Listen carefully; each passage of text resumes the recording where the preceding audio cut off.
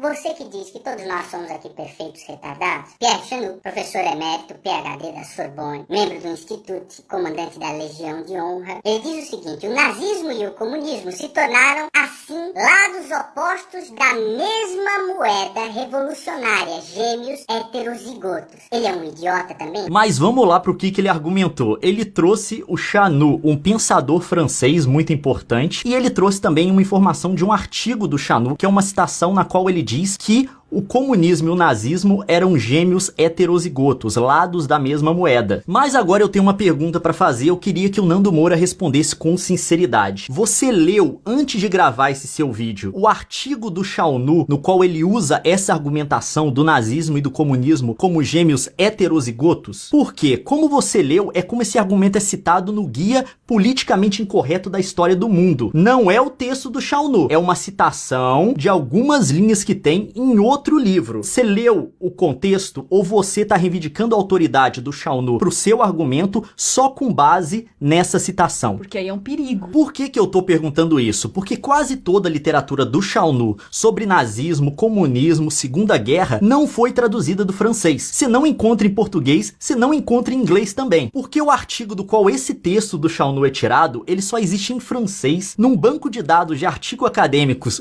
em francês, e você tem que pagar para poder acessar. A gente não questiona, você pode ter feito isso, a gente quer saber se você fez, só isso. Mas claro que fica o questionamento por que você fez a citação igual no Guia Politicamente Incorreto. Porque ela é contraditória ao pensamento real do Chanou se você lê o texto inteiro. Sim, eu me dei o trabalho de fazer isso, eu fui, comprei o raio do artigo, procurei o artigo primeiro, de onde vinha essa citação, comprei e li, e ele não diz absolutamente nada sobre o nazismo ser de esquerda, nenhum ponto. Então o que o pensamento completo dele fala de fato, Leon? O que ele tá questionando é a busca da mudança política por meio da guerra e do caos. E ele vai atacar diretamente o regime comunista da União Soviética, comparar com o nazismo, comparar também com a Revolução Francesa. Tá, mas o que na completude do pensamento ele tá falando de fato? Não tem absolutamente nada a ver com esse debate que a gente tá tendo aqui. Ele não entra no mérito nenhuma vez de direita e esquerda. O que ele tá contestando é a busca de mudança política no processo histórico por meio da guerra e do caos. E ele vai focar muito na ação da União Soviética durante a Segunda Guerra. Ele diz que a grande inspiradora disso tudo, a primeira coisa histórica que mostrou essa possibilidade de você buscar a mudança por meio do caos, foi a Revolução Francesa, que funcionou de inspiração ou de modelo para a Revolução Bolchevique, que foi aquela que trouxe a União Soviética, o socialismo, para a Rússia depois da Primeira Guerra. Então, quando ele usa essa figura do gêmeo heterozigoto, na verdade ele está dizendo o seguinte: são dois movimentos que surgiram na mesma época, por isso são gêmeos, nasceram na mesma época, mas são só diferentes. Que tem DNAs diferentes, é um argumento muito interessante que ele traz. Por quê? Ele coloca o comunismo leninista e stalinista exatamente no centro do processo que se iniciou na Segunda Guerra de uma nova mudança política por meio do caos e destruição. E ele explica que toda a estratégia do Lenin, que o Stalin implementou, que ele aprendeu com a Revolução Francesa, com a Revolução Bolchevique, era que eles tinham que fazer um pacto com a Alemanha de não agressão para a Alemanha ser um agressor no Ocidente. Eles queriam uma Alemanha atacando França e Reino Unido, e eles acreditavam no equilíbrio de força e queriam uma destruição mútua, para eles terem nesses países um cenário muito parecido com a da Rússia na Primeira Guerra, na qual a Revolução Bolchevique venceu. Mas em nenhum momento ele fala que eles compartilham o mesmo pensamento comunista, socialista. Não, mesmo porque a ideia do Hitler, o Hitler aceitou o acordo porque queria adiar a guerra com os comunistas. Porque ele queria cuidar do fronte ocidental primeiro, segurar tudo lá e depois voltar para atacar a União Soviética. É um texto muito interessante que a gente recomenda que você leia para entender a ideia total do cara e não pegar um trecho fora de contexto. E aí eu vejo um problema sério na sua argumentação, que é reivindicar ter autoridade sobre o assunto sem de fato ter lido e entendido o que a pessoa que você cita de fato pensa. É o caso de você ter reivindicado um autor, reivindicado um texto dele que absolutamente não aborda o ponto do qual você está falando.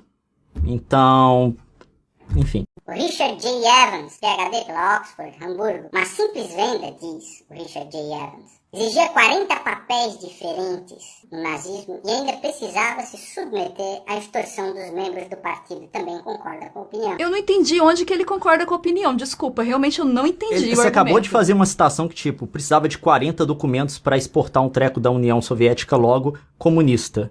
É a mesma coisa que eu falar, eu estou segurando uma garrafa d'água, logo meu cabelo é laranja. Não tem conexão. Não tem relação com o fato. Mas aí que tá o problema. Eu fui procurar de onde saiu essa citação. Foi do mesmo suspeito. Ele tirou do Guia Politicamente Incorreto da História do Mundo. Ele tirou a citação e não conferiu o autor. Original. E o autor, tipo, ele é diametralmente oposto de tudo que você acredita, Nando Moura. Desculpa, tá? Vamos lá. Se você tiver muito dinheiro porque o livro é caro, todo mundo pode ler o Richard J. Evans, porque tem um livro dele em português, A Chegada do Terceiro Reich. Eu vou ler algumas citações do livro aqui, na qual ele trata o nazismo como de direita. Na verdade, aparece no livro inteiro. Ele usa o termo extrema-direita, far-right, no inglês, à torta e à direita no livro, para poder se referir ao Hitler e ao nazismo. A minha versão do livro tá em inglês, eu traduzi as citações e eu vou colocar com referência para quem quiser encontrar na edição de Kindle. Quer ler? O nazismo inicial, portanto, como a miríade de movimentos competidores da extrema-direita nos imediatos anos pós-guerra, pertenceu firmemente a esse contexto da ascensão do fascismo europeu. Agora falando sobre a candidatura do Hitler na eleição de 32, que levou ele ao poder em 33. Sua candidatura transformou as eleições em uma competição entre a direita e a esquerda, na qual Hitler era inquestionavelmente o candidato à direita,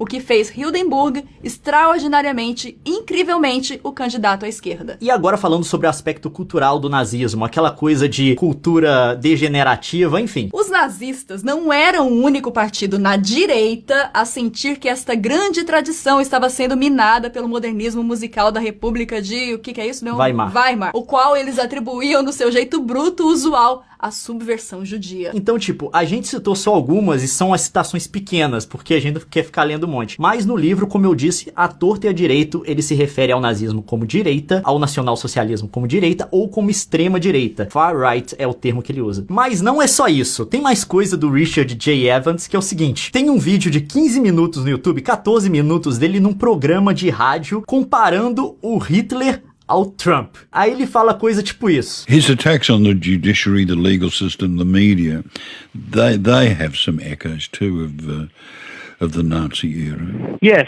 you can see echoes there. I mean, so neither Hitler nor Trump, I think, have any respect for the established institutions of the state. A gente vai deixar o link aqui pra você ver tudo que ele tá falando, tá? Tá em inglês, mas se você fala inglês, você não vai ter problema com isso.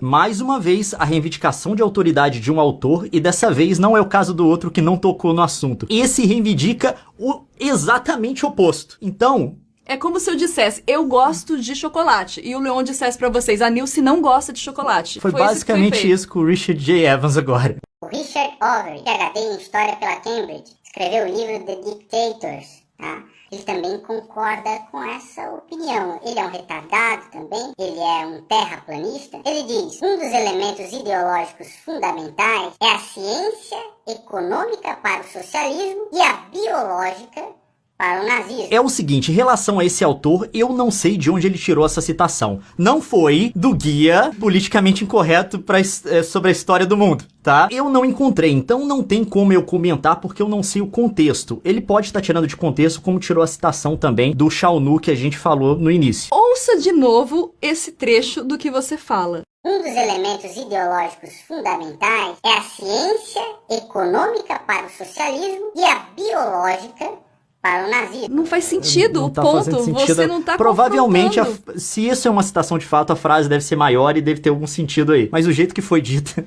Mas é o seguinte, se você der uma olhada no livro que você mostrou aí no The Dictators, Os Ditadores, pode ser meio confuso porque ele se refere à direita na Alemanha como nacionalistas, a extrema direita do Hitler. E ele se refere aos comunistas como marxistas ou comunistas mesmo. Mas ele não usa muito o termo direita, mas de vez em quando ele solta a direita nacionalista. Dá uma olhada no livro, é o termo que ele usa. E não só isso, o próprio Richard Overy fala que comunismo e nazismo são duas coisas diferentes. But I think I want to make it clear right from the start that I don't think of communism and Nazism as the same thing.